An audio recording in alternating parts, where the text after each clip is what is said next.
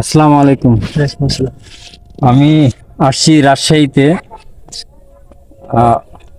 চলতি পথে এক দাওয়াতে আসছিলাম, তো হঠাৎ এক ভাইয়ের সাথে আমার দেখা। ভাই গৃহস্থী কাজ করে, কৃষক। কৃষক। কৃষক। ভাইয়ের নামটা কি জানি? ইসমত। ইসমত আলী ভাইয়ের নাম। ইসমত ভাই, এর এই জায়গাটার নামটা কি? এই জায়গাটার নাম হলো গৃহস্থই। গৃহস্থই। গৃহস্থই জেলা রাজশাহী। জেলা রাজশাহী। ভাই কি চাষাবাদ করতেছেন এখন? এখন বাগুন আছে, এখন ধরেন ধান হবে, আষাঢ়ি ধান হবে, বাগুন আছে, পাট আছে। পাট আছে, ধান হবে এখন, আষাঢ়ি ধান। এখন ধান ছাড়া কিছু হবে না এখন বর্তমান। এখন এখন আপনি এখানে বাগুনে চাষাবাদ করতেছেন? এখন বাগুনের চাষাবাদ করতে আছে, এখন বাগুন তুলবো চারটি। আচ্ছা আচ্ছা আচ্ছা। তো ভাইয়ের ফ্যামিলি সদস্য সংখ্যা কয়জন? আমার 4 ভাই। 4 ভাই। এক ভাই মারা গেছে, এখন 3 ভাই বেঁচে আছে। আপনার ফ্যামিলি আমার স্ত্রী আছে, ছেলে মেয়ে 2জন। 2জন, এক ছেলে এক মেয়ে। এক ছেলে এক মেয়ে। আচ্ছা আচ্ছা আচ্ছা। ভাই গৃহস্থী তো মানে ছোট থেকে করতেন? বাবা জীবিত থাকতেই? বাবাটা আছে। আচ্ছা আচ্ছা। তো এই বেগুনের পরে আপনি কি চাষাবাদ করবেন? বাগুনের পরে আপনার পেঁয়াজ লাগানোর সিদ্ধান্ত বেশি। তাই? আর পেঁয়াজ লাগাবো, না হলে ঢ্যামনা লাগাবো। আচ্ছা, আপনি কি এই যে বেগুনের দামটা কি পাচ্ছেন নাকি? বাগুন এখন বর্তমান বাগুন তো এখন নিয়ে যায়নি 5-7 দিন থেকে, এখন বাজার চলছে বলে 35 টাকা কেজি, 35-30 টাকা কেজি। 30 টাকা কেজি। আচ্ছা আচ্ছা। তো বাজারে আপনার মন অনুযায়ী, মানে আপনার মতামত অনুযায়ী যে বাজারের দামটা কি ঠিক আছে কিনা, এই দরটা? এই সঠিকটা জানেন, কালকে লিগেল গেছেন বলতে পারবো। আচ্ছা আচ্ছা। একজনের মুখে শুনলাম যে ওটা 35 টাকায় বিক্রি করে আলু। আচ্ছা। এটুকু। এখন আপনি এগুলো তুলে হাটে বিক্রি করবেন? এগুলো তুলে আমাদের চিটের মোড়ে নিয়ে যাবো, কালকে বাজার নিয়ে যাবো। আচ্ছা। প্রিয় দর্শক, এক কৃষক ভাইয়ের সাথে কথা বললাম। দেখেন আমাদের দেশের কৃষক কত কষ্ট করে, কত ঘাম ঝরিয়ে সে ফসল ফলাইতেছে।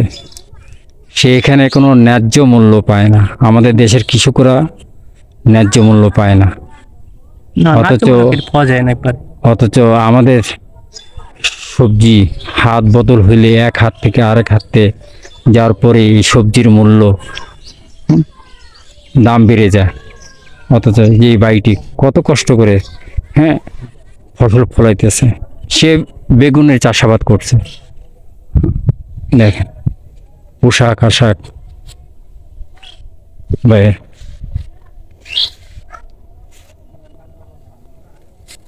এলো আমাদের দেশের কৃষক। আমাদের দেশের কৃষক যদি না বাঁচে, কৃষক না বাঁচে মরে যাবে, তাহলে আমাদের দেশ কিভাবে আগাবে? সার বেশি, সব দিয়ে দাম বেশি, অনেকটি দাম বেশি, সার বিষের দাম অনেক বেশি লেগেছে। তাই একদিন পর পর বীজ দিতে 400 টাকা লাগে। আচ্ছা আচ্ছা। আমাদের দেশ একদিন পর পর বীজ দিতে 400 টাকা। বাগুন তো হলো না তাই রে, যেখানে কলমের গোতাতে হাজার হাজার কোটি টাকা চলে যাচ্ছে দেশ থেকে, আর আমাদের দেশের কৃষক কোনো মূল্য পাচ্ছে না। আমাদের দেশ কোথায় আছে? ফসল উৎপাদন করে কৃষক, সে কৃষক ন্যায্য মূল্য পায় না।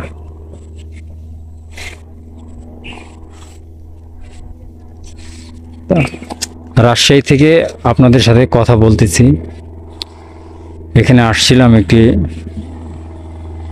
দাওয়াতে।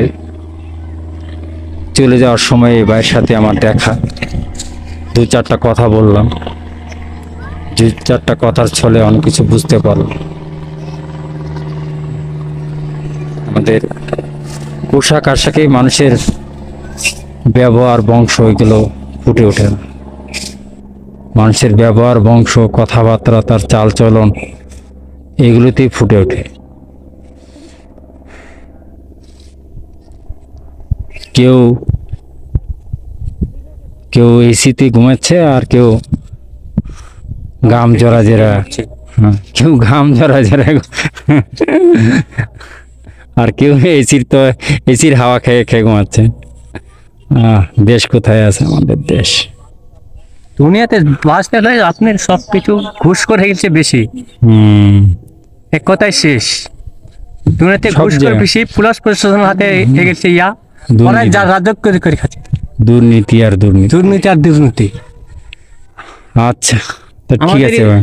আমাদের এই হলো ওই কেশরের দিকে সারের দাম কম, সার্ভিসের দাম কম, আবার বাইরে ইয়াতে এদিকে দাম বেশি, একই জায়গার বেশ। চোর না খেলে সব সিন্ডিকেটের কারণে এই সমস্যা। আচ্ছা, আসসালামু আলাইকুম, সবাই ভালো থাকবেন।